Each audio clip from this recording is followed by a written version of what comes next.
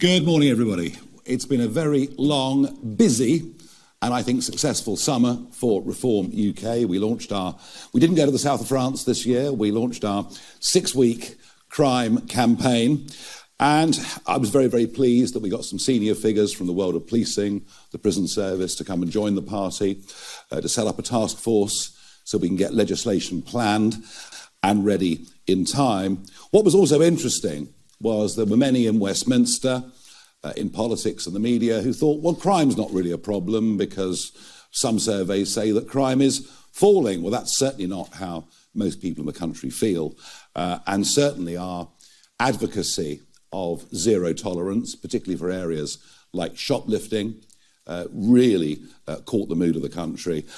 And plus our insistence on stop and search, which interestingly is popular across all sections of society, regardless whether you're on the left, the centre or the right of politics.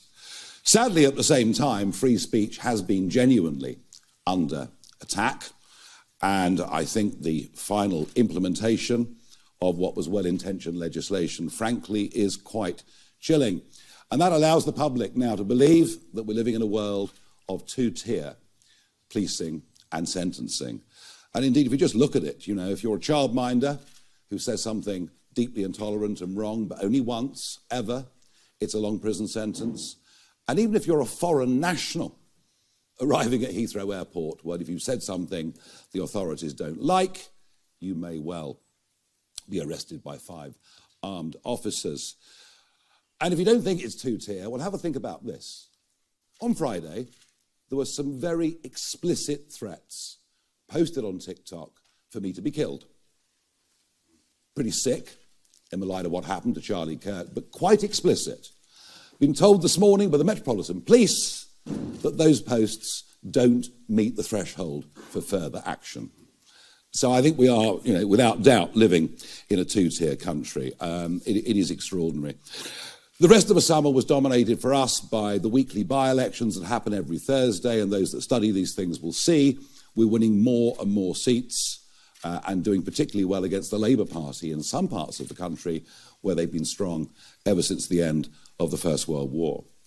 And of course, this all culminated in our conference in Birmingham 2 weeks ago, which was upbeat, optimistic, full of energy, and the party is in good shape.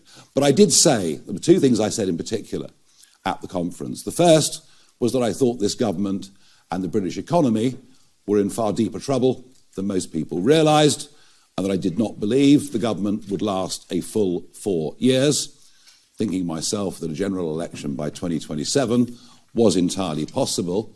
It seems to me, given events of the last week, it could happen even more quickly than that, I don't know.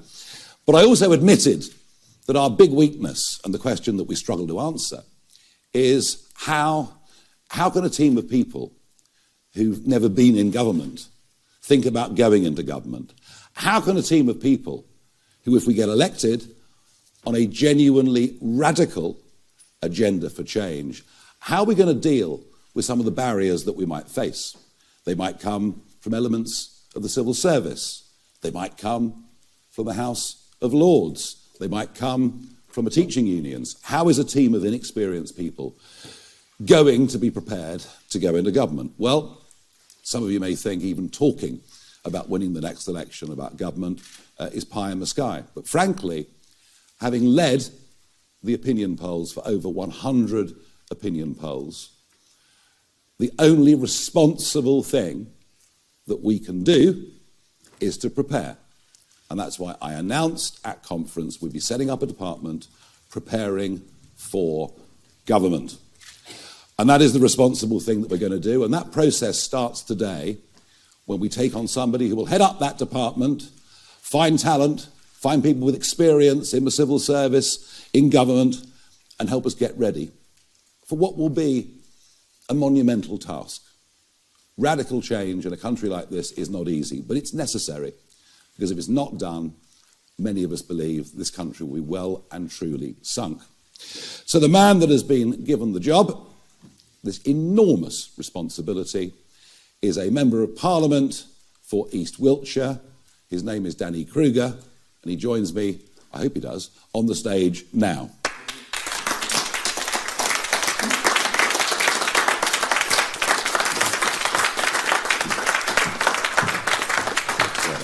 Good man.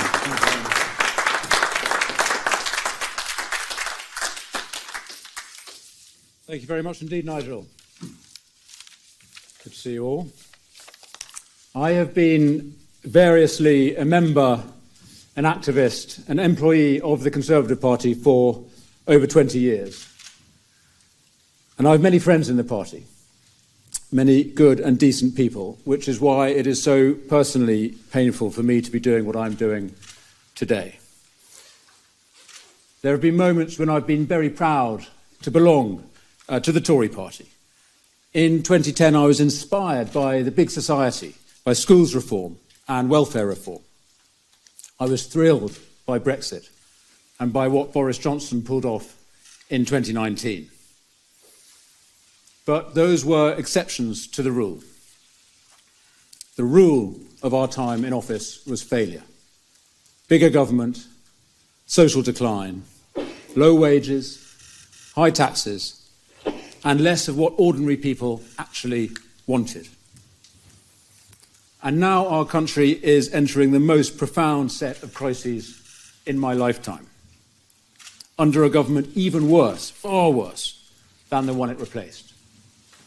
Crisis in the economy, crisis at the border, crisis in our streets, crisis in our military, crisis for young people. Yes, we are still a great country, and there are good reasons that so many migrants want to come here. But there are also reasons so many entrepreneurs and young people want to leave. Britain is not broken, but it is badly damaged. And so in this crisis, something's got to give. I hoped after our defeat last year that the Conservative Party would learn the obvious lesson, that the old ways don't work, that centrism is not enough, that real change is needed. But no. We've had a year of stasis and drift and the sham unity that comes from not doing anything bold or difficult or controversial. And the result is in the polls. And those lost voters aren't coming back. And every day more and more people are joining them in deserting the party that has failed. And so this is my tragic conclusion. The Conservative Party is over. Over as a national party. Over as the principal opposition to the left. But I am not despondent, because conservatism is not over. It's never been needed more, and actually it's never been more vibrant. Because the failure of the Conservative Party has created space for an alternative. The flame is passing from one torch to another. The old torch, once so great, is guttering, spluttering, held weakly in uncertain hands. But the new torch is already alight, already brighter than the one it is replacing, held aloft in firm and confident hands. And while the torch is different, the flame is the same. The things we Conservatives all believe in. Respect for the law, respect for our traditions, personal liberty, national sovereignty, free markets, belief in family, community, country. The trinity of obligations that give us identity and security and purpose. And if we strengthen these things, and the economy which supports them, and the armed forces which defend them, we can weather the storms that are coming, and we can make our country even greater. So I am honoured to have been asked by Nigel to work with him, with Zia Youssef, with Richard Tice and our other colleagues to help reform, prepare for government. This is a team with the vision, the energy and the ideas that we need. And so let me say a word about the work that we're going to do. It's going to be difficult because we are planning change on a scale that the system has not seen since the modern civil service was created in the 19th century. And this work is going to be hard, and it will be opposed by the system. And that's why we need to be radical, taking on the vested interests and the incumbents who always defend the status quo. But here's an important thing. Reform UK is a radical force, but not a revolutionary one. Our mission is not just to overthrow the current system, it is to restore the system that we need: limited government, accountable power, a strong society, a state that works in the interests of the people. Radical restoration. That is the reform the country needs. Now, we'll be making a lot of announcements in the months ahead about what we want to do in government and how we'll get there, because this is going to be an open process. The whole point is that no group of politicians has all the answers. And so what I want to say to people watching is this. If you are serious about saving our country, about changing our economy and our society and our government itself, if you have expertise or experience or ideas, and that's everyone, we want your help. If you work in Whitehall or the public sector or the military and you want to give us confidential advice, get in touch. I say this to everyone. If you've had enough of waiting for politicians to fix our problems, if you don't trust Westminster, well, join the club. Literally, join us. Join Reform UK and see what you can do for your country. So let me finish with this. We on the right of politics face a choice: to embrace the change that is happening or to go down to a deserved demise.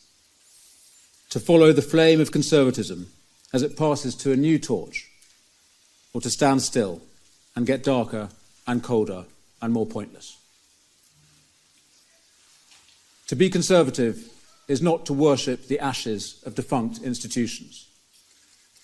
It is to preserve the fire that gives our country its life. The new custodian of that fire, the best hope we have, maybe our last hope, and I fervently hope the next Prime Minister, is Nigel Farage. I am proud to follow him, and I hope others will do the same, because Britain needs reform. Thank you.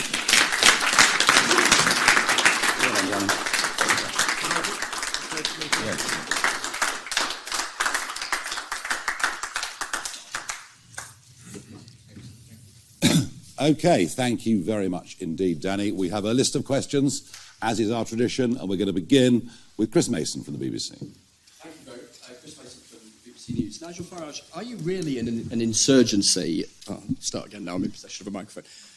Are you really an insurgency or any port in a storm for grumpy Conservatives who think their old party is finished? And Danny Kruger, is the Conservative Party really over? What would you say to former colleagues who will say that you're a turncoat who's given up when the going gets tough? And I appreciate defecting is a big and difficult thing for any politician to do. And just one final question, Mr Farage, if I may. Where did the money come from for the house your partner bought in Clacton? Okay, Thank you. two questions there. I'll deal with that after Danny and I have given the answers to this. We're not here as any port in a storm for Conservatives who think they've got a better chance of winning their seat next time round. There are two things. There are two criteria. Number one is, what do these individuals stand for? But more importantly, what are they going to give? What is the benefit to us of them joining? And they're the only ones I have any interest in. In this particular case, Danny Kruger is aligned with us, whether it's on the Brexit vote, whether it's on the Windsor framework, whether it's on ECHR. Politically, we're very, very aligned indeed. And he's just taken on a mammoth piece of work, and he's better qualified to do it than any of the rest of us that are in the senior levels of leadership in this party at the moment. Thank you. Also, Chris, this is a big risk for me. And in fact, my seat is not particularly a Reform target, although Reform are doing well, even in East Wiltshire at the moment. So I don't accept that I'm simply jumping ship to save my skin. In fact, I'm taking a very significant personal risk here. The fact is that I feel nothing changes when the governments change at the moment, and I think that's where the country are too. And what I hoped after the last election is that my party, the Conservatives, would recognise how profound the challenge that they faced is. They haven't done so. And my view now is that the best hope for conservatism and for the country is Nigel's Reform Party. But yes, it is going to be a major challenge, and Nigel's asked me to do a very, very difficult job, so I don't think I'm scuttling off an easy life with this move. No, that's certainly true. Chris, in answer to your question, my partner is a private individual. She purchased a house in the constituency. I was pleased that she did. I didn't particularly want my name down, living in the constituency for obvious security reasons. Lots of questions were asked, which is why I went last week to an independent KC, tax expert. I've got all the judgment. The KYC checks were done. The money was legal. The purchase was legitimate. The right level of stamp duty was paid. There have been no laws of any kind broken whatsoever. As for the source of the money, I've said previously what I've said, and I'm not going to say any more. Thank you. Chris Hope, GB News. Thank you. Chris Hope from GB News. Danny Kruger, you're the new Reform UK MP. What has Nigel Farage got that Kevin Badenoch hasn't got as a leader, apart from a big poll lead? Don't answer that. Why would he be a better PM than Mrs Badenoch? And who approached Nigel Farage? Did you approach him or he approached you? Danny Kruger approached me initially. Well, you meet in the House of Commons. You meet in the voting lobbies, things like that. So to say, where did the direct approach come from? I'm not even sure, to be frank with you. But this is a conversation that has happened between Danny and I, and it's been going on over the course of the summer. Yeah. Probably started when Lee Anderson defected however many years ago, actually. That's when the conversation began. But I never thought I didn't think it was the right thing to do until now. And,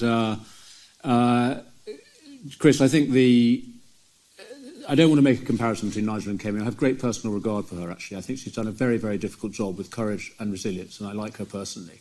I think the problem is the Conservative Party. So any leader that the Conservatives have, I think, would struggle with two essential problems. One is a divided parliamentary party, and indeed party in the country. And secondly, a toxic brand. And it's not just a brand problem, it's a real problem. The fact is the country doesn't trust Conservatives because of their record in office over the last 14 years, and particularly the last few years, when, by the way, I was opposing what the Conservative government was doing on migration in particular. So I think that, unfortunately, whatever leader we have, the Conservative Party is finished as the principal opposition to the left. But the good news is we do have a great alternative in Reform Party, my new colleagues, and in its leader, who I think does have the character and the track record of persistent commitment to the cause and to the interests of the British people that they will be looking for. So I'm very, very pleased to be jumping onto the Nigel Farage machine, but I wish my former colleagues very, very well. I have nothing but personal regard for all of them. Thank you. Let's go to Liz Bates from Sky News.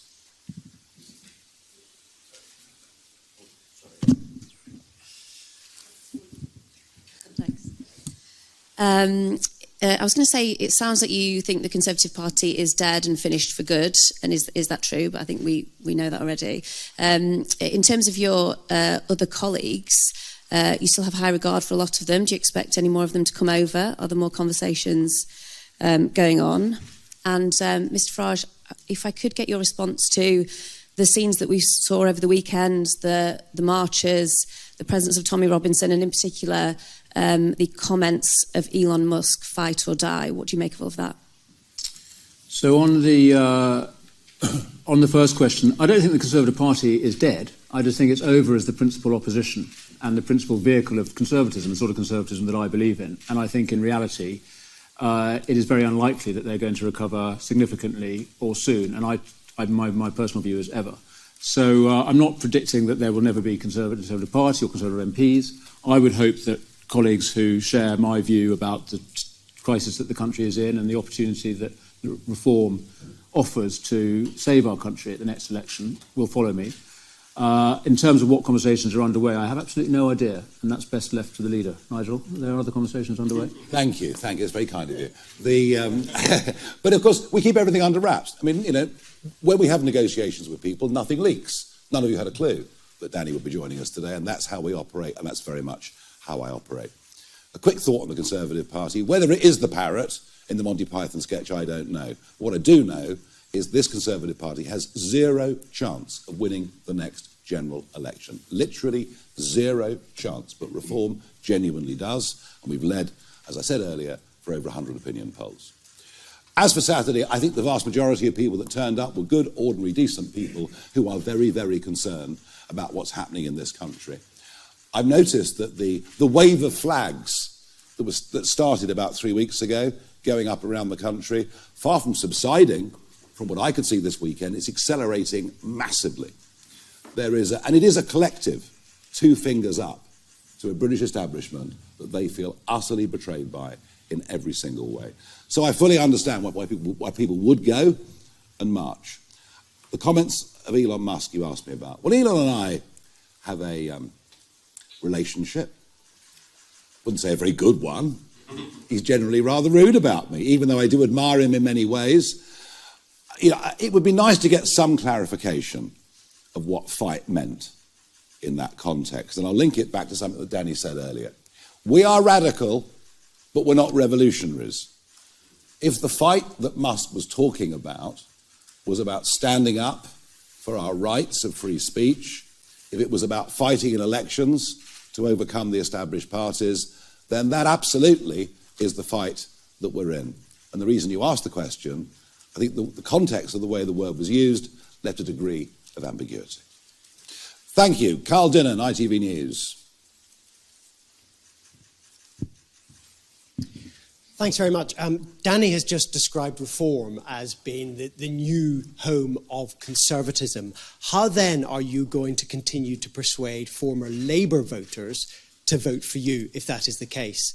Danny, I'd like to ask you about something you said in your speech. You said, quite explicitly, Britain is not broken. Are you aware that Nigel has spent the whole summer saying that it is? And finally, Nigel, just a quick one. Do you think Peter Mandelson was worth the risk as US ambassador to the United States? Oh, gosh. We'll be here all day, Carl, just with you, won't we? Look, you can define conservatism how you want. What is for certain, if you look at those by-election results last Thursday, we are doing very well in the old Labour heartlands because they believe in family, community, country, all right? And what people like Danny have been looking for is a brand of conservatism that's consistently been promised and not delivered. And that's the really important point. As to whether Britain is broken or not, Danny's more bullish than me. He's more optimistic than me. But we both agree on one thing. The state the country's in needs radical change. Tinkering at the edges will not make any difference. And as for Mandy, well, clever bloke, good at what he does. I confronted him face to face when he was European Commissioner. There was no doubt the man was a master of a brief. But a totally catastrophic appointment from day one. A huge political error from Keir Starmer, from Morgan McSweeney, and it looks like one or both of them will fall as a result of that judgment. We will find out more over the course of the coming days, but a catastrophic political error. Francis Reid, Channel 4 News. Thank you very much. Mr. Kruger, you've previously called reform a destructive force, so I'm wondering what's changed. And secondly, forgive me, you're another Eton boy, Oxbridge graduate. Can you explain to working class voters how you can understand their lives and why it's any different from the Tories? Mr. Farage, you've distanced yourself from Tommy Robinson, but Elon Musk is amplifying him. Will you outright condemn their actions today? And also, what legal means do you think Elon Musk could possibly have in mind in saying that a democratically elected government should be overthrown? So, reform is a destructive force. It's destructive of the established parties, and I mean that's a very good pivot. I like that. You like it. I have regretted it, and I do, on a personal level, genuinely regret it, because there are some brilliant candidates in my constituency who lost their seats at the council elections to reform at the council elections earlier this year. And the fact is, the landscape is changing dramatically. The brutal reality of a first-past-the-post system, though, is that there's only really space for one major party on the right of politics if we are serious about trying to win power on the right, as we should be. And therefore, as I said, I think the flame has passed to a different torch.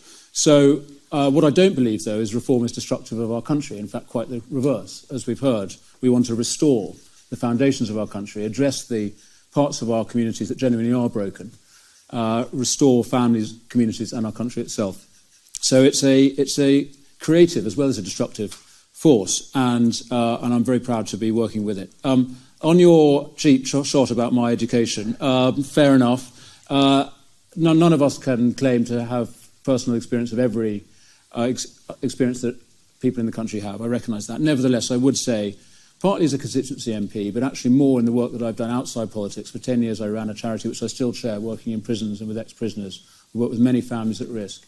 I'm very, very familiar on a personal level with the challenges that so many people in our country face who have lives very different from mine. And I would hope, and the experience shows, in fact, as happened in 2019, when I was so proud with Boris Johnson's achievement to win a genuinely a national vote from people from all different sections of society. The good news is the British people do not have quite the same hang-ups as others about where somebody went to school. Yeah, we're not bothered about. There's no class prejudice in reform. There's no racial prejudice in reform. We don't really care what your sexual preference is or anything else. We couldn't care less about any of it. We're not going to segment people up. But if you're here, you're British, you support the values of this country, you obey the law, you pay your taxes, you're very welcome in our party. And I think one of the things that really shocked people was, without trying to do it, was how diverse our conference was. You know, a real cross-section of society. As far as Mr. Musk's concerned, look, you know, he's been chucking abuse at me now for 6 months, and you want me to return the favour, don't you? Because it's a great headline. I'm just not going to do that. I'm not going to abuse Musk or Tommy Robinson or anything.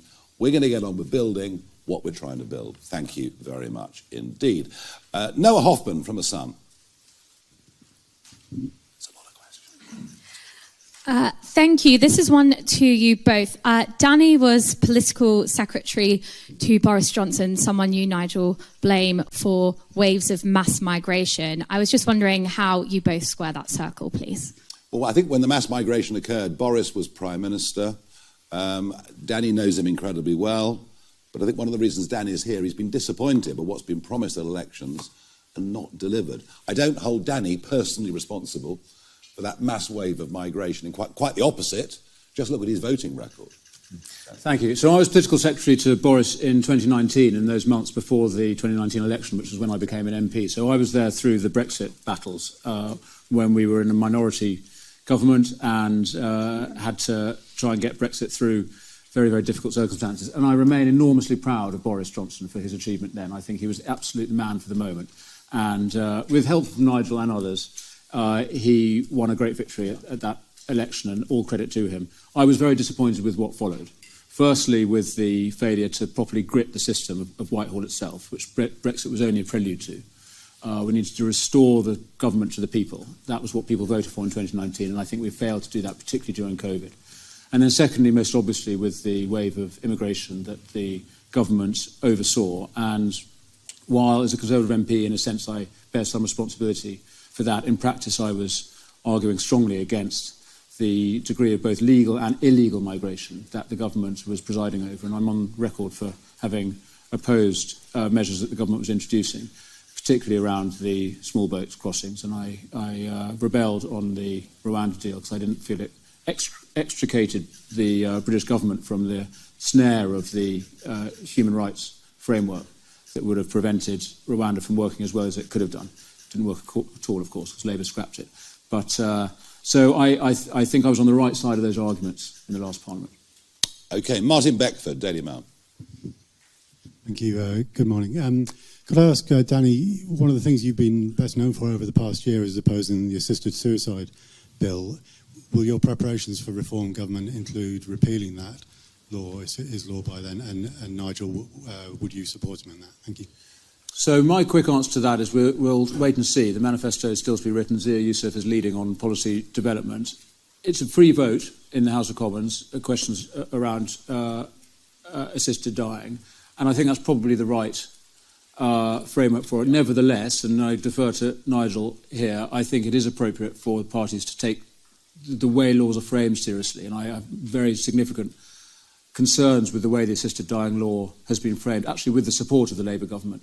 So it might well be appropriate that the party takes a position, but the reality is our MPs are split on this question like the country is. Yeah. So I don't think that it's likely that we're going to be imposing a position on principle on assisted dying on our colleagues. Not unless it's become legislation and we can see it's going horrendously wrong. But you know, we haven't even got through the House of Lords stage with this yet, and there are many who support the principle who now have grave reservations. Unlikely to be a major party political issue, I would have thought, at the next general election, but an issue of conscience, certainly. Jonathan Walker, Daily Express. Hello.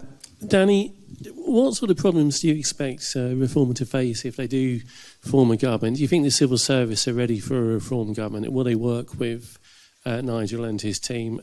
And Nigel, can I just ask you, these TikTok messages, are they just an annoyance or are they a genuine concern to you? So on the civil service, thank you. I think we're going to encounter serious opposition. And part of the purpose of today and the work that we're going to be doing quite publicly in the months and years to come is to be signalling very clearly to the system what is coming. And we want to do that in a civil, constructive way. We don't want to pick fights where we don't need to, but it is essential that the Whitehall machine understands that if we win, there will be change. And what that will look like, we'll be talking about more in the period ahead. But I think there will be opposition, but I am determined that we do this in a way that is constructive. And there will be many civil servants who will actually, I hope, I'm confident, and my experience of the civil service is this, there are many people, often quite quiet people, often not at the very most senior ranks, who recognise how broken the system is and who will want to help us. So I think it's very, very important that we signal to those people, we're not out to get everybody, and we want to work constructively with those parts of the machine that recognise that a system designed in the 19th century is no longer remotely fit for purpose. We need a much leaner, much more efficient, much more open central apparatus that is properly accountable to elected politicians. And so when people vote for a change in government, they actually get a change in government, not just a change of ministers. Quite.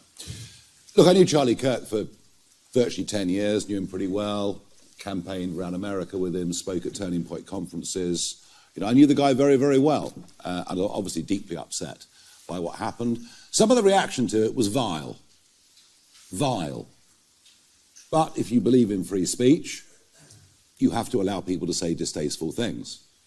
But equally, if you believe in free speech, you believe there are limits to free speech. An incitement to kill, I would have thought, I know, is way beyond what even a free speech champion such as myself thinks is acceptable. And yes, these were aimed at me personally. I mean, look, it's not a very pleasant experience, let's put it like that. And so I did challenge the police to do something, but they've decided this does not meet the threshold. Gosh, imagine if I'd made some joke about the trans community. I'd probably be in real trouble. And that is at the heart of two-tier Britain, two-tier policing, two-tier justice, and two-tier care. And it's one of the reasons the flags are going up all over this country. The public have sussed it. The government is not on the side of ordinary, decent, working people. Thank you. We move on to Tony Diver from The Telegraph. Thank you. Danny, can I ask you, until this morning you were a Tory frontbencher, you're in charge of representing your party in Parliament. When did you tell Kemi Badenoch that you intended to defect, or did you leave her to find out on television this morning? And can I also ask, you previously said that Robert Jenrick was the man who could win voters back from Reform. Do you no longer think that he can? And if you don't mind, briefly, just to Nigel, Danny's twice here asked civil servants and military officials to give advice to Reform. Are you asking people to break their oaths of confidentiality to the government and leak you information about what's going on inside government and the military? Or perhaps do you already have people doing that? So on the first question, I informed the Chief Whip this morning before coming out here today, and in the proper way. But no, I didn't want to put any of my colleagues in a difficult position of asking them to keep any sort of secret for me before we did this. And so that's that. On the what was the second part of your question? Robert Jenrick. Well, I have a great personal respect and regard for Rob, and obviously supported his leadership campaign last year. I wish that he had won because I think he would have done things differently. I think he would have taken the fight to Labour immediately rather than Kemi's strategy, which is a respectable one, by the way. It's understandable why she chose to do it, which was to, as it were, disappear from public view for a year or two while the Conservative Party sorted out what it thought. But that hasn't worked. And so I think Rob's strategy would have been to be much more energetic and deliberate and making some clear policy positions at the outset about the ECHR, which I think is in a sense the totemic one that shows seriousness about the changes we need. There would have been a major battle in the Conservative Party to do that, and it might have been that he wouldn't have been able to do so. This is my problem about the divided party. So in answer to your question, do I think that Rob could succeed? I don't think he could succeed in overtaking Reform now. think who knows what would have happened if he'd won last year, but I think now it is too late. And so I wish all my former colleagues well on a personal level, but as I say, I think the Conservative Party is unable to deliver for Conservatives. Since I made that announcement at conference on the 5th and 6th of September to say we're going to be setting this department up, I've had a lot of people contact me, mostly those from the military or the civil service that have quite recently left, and one or two in very senior positions, who've no desire to go public but genuinely want to help because they see what the problems are. We're not encouraging people to break their oaths or break the law or be whistleblowers, but my impression is there are many working within the system who are frankly in despair. So if people come forward with valuable information that helps us to craft a policy, we will certainly accept it. Yeah, and let me emphasise, we're seriously not encouraging people to break oaths or to, as it were, sort of betray the government they work for. On the contrary, they should do their job as well as they can. But we do want advice on how to fix the system itself. So it's not about policy, and certainly not about any kind of official secrets about what the government's doing, what ministers are doing. It's about what is your advice to us on how we should structure Whitehall and how we should arrange the apparatus of government in the most effective way. And that's something that only people who have either working currently or have worked in it can do. Exactly. And that's our weakness, and you're coming here to help us fill that. Max Kendick from The Times. Thank you. Nigel Farage, this is the first sitting MP defection since the election. You had five MPs just after the election. You're back on 5 now. How many MPs will you have by the end of the Parliament? What a good question. And Danny Kruger, you were a big supporter of Boris Johnson. Are you still a big ally of Boris? Should he make a return and should he come to reform? I've no idea what by-elections will come up over the course of this Parliament. Undoubtedly, there's only been one so far, which is quite surprising, which is Runcorn, of course. We will look forward to future parliamentary by-elections. We will do our absolute best to win them. Whether we'll be up against Mr. Burnham in one of them, I don't know. We'll have to see. We'll have to see what the future brings. And I think there will be more colleagues who have sat with Danny that join us. I'll be in conversation with some of them, yes. But as I say, we've got a couple of bars here that have to be cleared. Number one, we have to see that they genuinely, in policy terms, are with us. And secondly, that they're coming not for a meal ticket, but to add to our movement, to add to our party and what we are trying to do. Yes, I hope others will join, and I hope everyone will stay. Lee Anderson just said to me when he saw that it was me, he said, "So which one of us is leaving? Because it's one in, one out." So I hope that is. I hope that trend has stopped, Lee. With this, we need to grow. On Boris, I genuinely have great personal regard and respect for what he achieved as the cheerleader for Brexit in 2016, and as I think the only man who actually had the courage and the style and the conviction to kick the door down as he did in 2019 to get the deal and get Parliament to back an election and then to go on to win such an astounding victory in 2019. So I will always revere Boris for his achievement in that period. I'm afraid to say I think subsequently as Prime Minister he failed, and he's part of the failure of the Conservative record in the last Parliament. And I think he has many decent excuses, COVID being the most obvious one, but fundamentally you have to be accountable for your record in this business. And so my view is that he's probably not one of the people on Nigel's invitation list for reform. Yeah. A drink, perhaps, but not to join reform. James Hill, Spectator. Thank you very much. Danny, you were integral to Robert Jenrick's leadership campaign last summer. Just off the back of Tony's question, can you categorically rule out ever rejoining the Conservative Party if Robert Jenrick does become leader in the future? Oh, blimey, I've just made one move. Don't ask me to anticipate the next one. My strong prediction is that the Conservative Party is going to continue to shrink in public opinion and in parliamentary size. And I want to be part of the party that can actually achieve change for this country. So, my absolute commitment now is to Nigel and to reform. I'm not going to speculate on what might happen in the Conservative Party. It's no longer my business. And, and I can't imagine what might happen down the line. The Conservative Party, James, is nowhere near its electoral floor. There are still people out there who don't really engage in politics much, who have companies and jobs and families and kids and mortgages, and they think, well, you know, I'll tell the pollster I'm voting Conservative because I don't like what Labour's doing. But when they realise that actually it's only reform that can beat Labour, then you'll see whatever they're polling at now, is it 16, 17 or something like that, that will go lower. And the other point I think is this, that the stakes next May are very, very high, with the Welsh, Scottish, Greater London, thousands of council seats. My prediction is that after next May, the Conservative Party will cease to be a national party because they're going to get obliterated in Scotland and best part obliterated in Wales. Moving on to Chris McKeon, PA. Thanks. Mr. Kruger, you said that the public no longer trust the Conservatives after 14 years of failure, but we've seen a succession of former Conservative ministers join Reform UK, so why should they trust Reform UK? And Mr. Farage, you described some of the majority of the people marching on Saturday as good and decent people, but we've also heard from ethnic minority Britons who were afraid to go out in central London on Saturday. Does that concern you at all?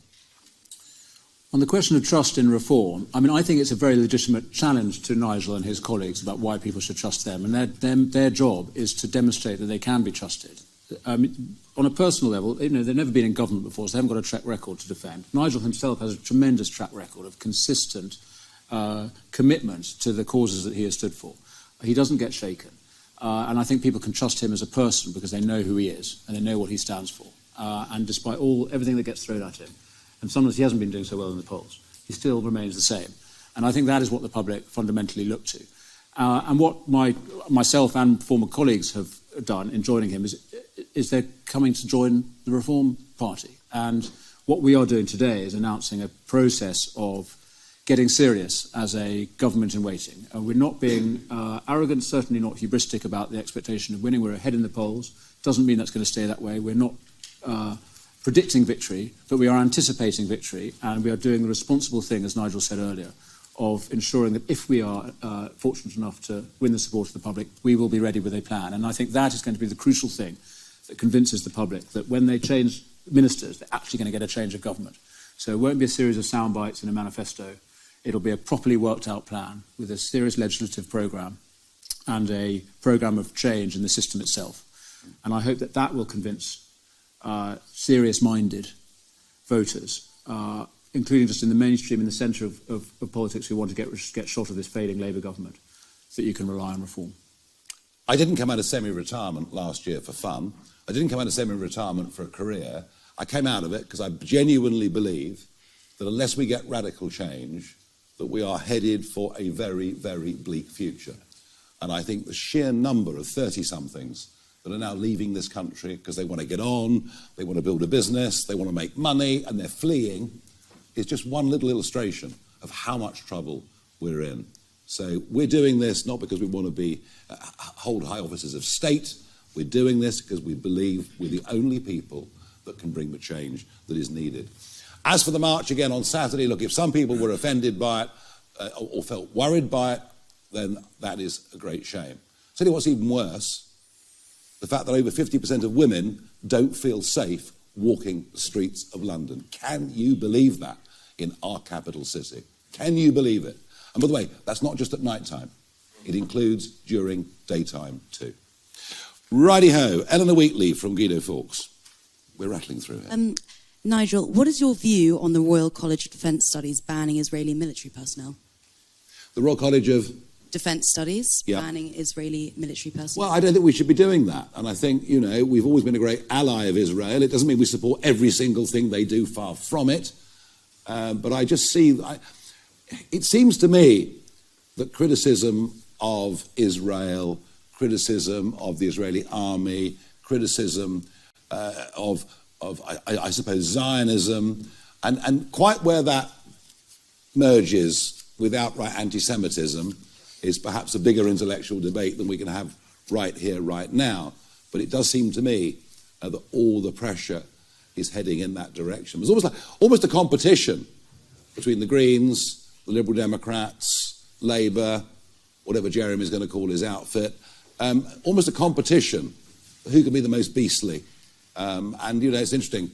going back to the previous question the PA asked, there's an awful lot of Jewish people scared to go out on the streets, given the situation we're in. So, look, we should be critical friends of Israel. You might say deeply critical of some of the things they've done, but they're in a very, very tight spot. OK, Jay Merrick, the iPaper. Thank you. First of all, to Danny, this is quite a journey for you, isn't it? You wrote David Cameron's Hug a Hoodie speech in 2006. Do you still take that approach to crime, that basically criminals need a bit more love? And to Nigel, which Labour leader would be easier for reform to beat at the next election, Keir Starmer or Andy Burnham? So I'm very proud of the Hug a Hoodie speech, and that's because it's a very Conservative speech. And if you go back and have a look at it, it says something very clear, which is that while people are growing up, they need the support of a loving family and a loving community around them. And that includes, it was during a kind of scare around young people wearing hoods going into shopping centres and so on. And often it is plainly the case that these are good kids underneath. But what we also said in that speech, what David Cameron was very insistent that we said, and of course I support him, is that when people cross the line into criminality or antisocial behaviour, they need to feel the full force of the law. And as we discipline our children, clearly we need to discipline young people in general. So I think it was a Conservative speech. It got unfairly caricatured by Andy Coulson, who was the political editor at the time. Anyway, what I learned from that is you can only get one idea in a headline. So you can't say two different things, even if they're complementary and compatible. So there we are. Over to you. Yeah, good point. Who we fear most at the next general election, Keir or Andy B? It's a very hypothetical question, and you know that. Keir Starmer will not be leader of the Labour Party at the next election. In fact, he might not even last the next year. Look, if it's Andy Burnham, you might say he's very personable, but he also would drag Labour way to the left. And that's not the direction the centre of gravity in this country is going. It's going in a different direction. And it's almost as if Westminster now is more... This current Parliament is so far detached from where the country is going that it's almost not true. So I'm not bothered, is really the answer to that. Noah Keat from Politico. Thank you very much. You spoke about coming in to take over to head up reforms preparing for government department, and I wondered how much your focus specifically will be on foreign policy and Britain's place with the rest of the world. And on that, I wondered what you thought about Donald Trump finally calling Russia the aggressor in the war against Ukraine, and whether that makes any kind of peace deal more or less likely. Thank you.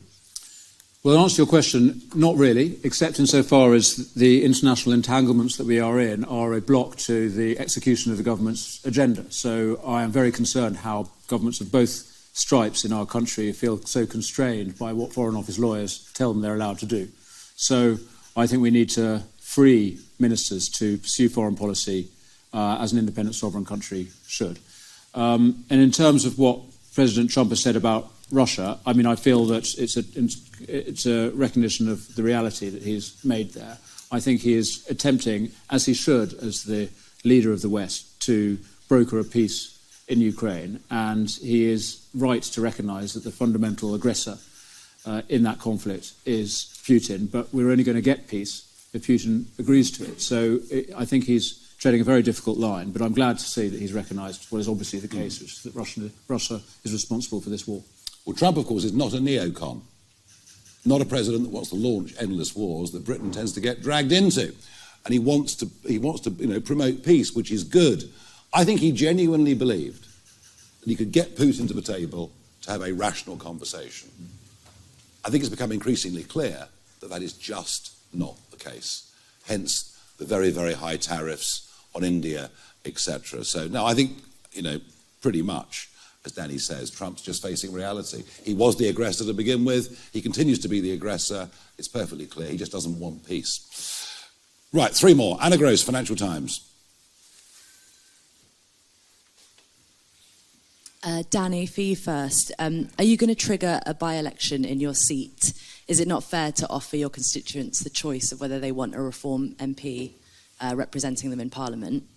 Nigel, you've got a reputation as a candid, straight-talking politician. You told The Mirror that your partner, Laura Ferrari, bought the house in Clacton with her own family money. Are you willing to repeat that today, or do you want to correct the record and say you gave her a gift or a loan to pay for that house?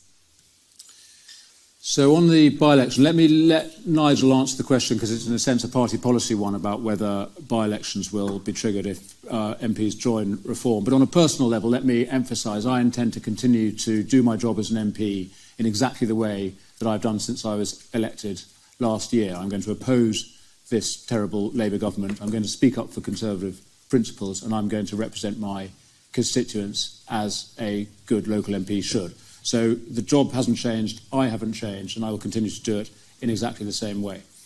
Nigel. I don't think Danny's going to change any politics whatsoever. He'll vote the same way, he'll think the same way.